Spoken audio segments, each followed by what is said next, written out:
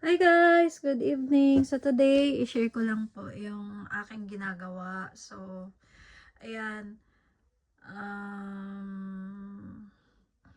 To sum it up all, kukunin ko ulit yung aking kapatid. So, i-invite ko po ulit siya na bisitahin kami dito sa Japan. And so, ayan, kasi naisipan ko po na i-share sa inyo kasi actually today, ngayon, at this moment, katatapos ko lang po gumawa ng invitation letter or purpose of invitation. So, ito po dito nakalagay yung reason kung bakit ko papupuntahin yung kapatid ko. So, isa po to sa mga requirements po para sa invitation of family dito sa Japan. So, ito po yung ginawa kong purpose of invitation. So, nandito po yung reason kung bakit namin siya i-invite. So, para po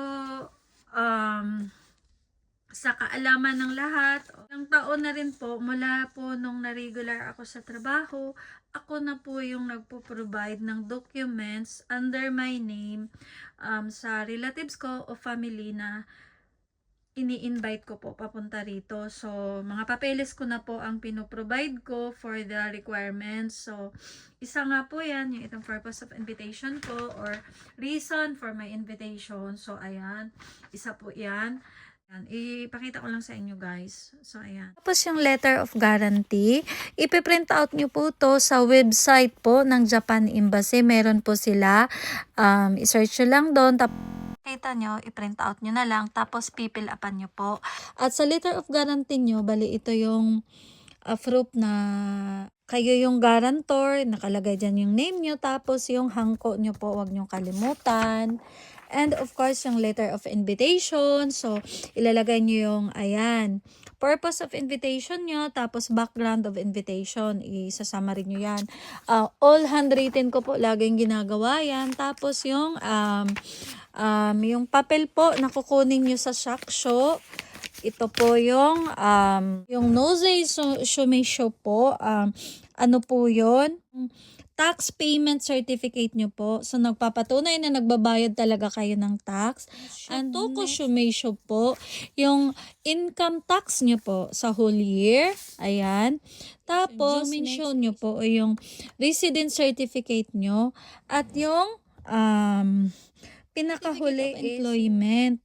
Zai Shoko Shumeisho po, yung COA nyo po. So, hihingin nyo po yon sa kaisha na pinagtatrabahuan nyo. Yung ano rin guys, yung copy ng passport nyo, front and yung page sa back at saka yung panigurado yung may sign kayo.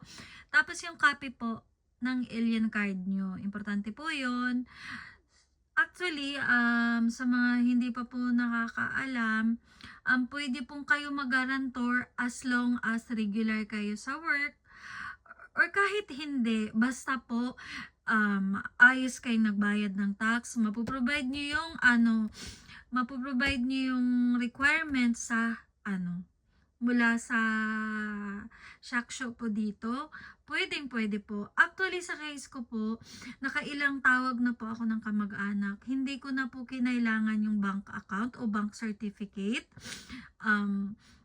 Nagbibigay lang po ako nung yung ginsen ko sa isang taon, yung pinakabago, yun lang po yung sinasubmit ko at yung certificate of employment, importante din yun guys.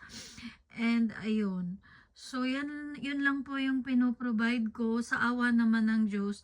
Yung kapatid ko, pang 5 balik niya yata niya. Sa awa ng Diyos, hindi naman po nadideny. Yung mama ko, nakailang balik na dito. So, yun. Ito lang po yung mga papel na pinoprovide. Sana guys, this year, walang magiging problema dahil nga naghihigpitan ngayon ang immigration, 'di ba? Sana walang mabago sa mga requirements. Sana okay, so walang magiging problema. prayers lang and hoping for the best. So, if ever, i-update ko po kayo at kung sakaling nabigyan po sa awa ng Diyos ng visa, ayan, i-update ko po kayo panigurado. I-share ko po sa inyo yung video na susundin ko siya sa airport. If God's willing, ayun. So, sana, hope for the best, hoping for the best po. So, yun lang guys, sana kahit papano nakapagbigay ako ng idea and God bless everyone. Bye!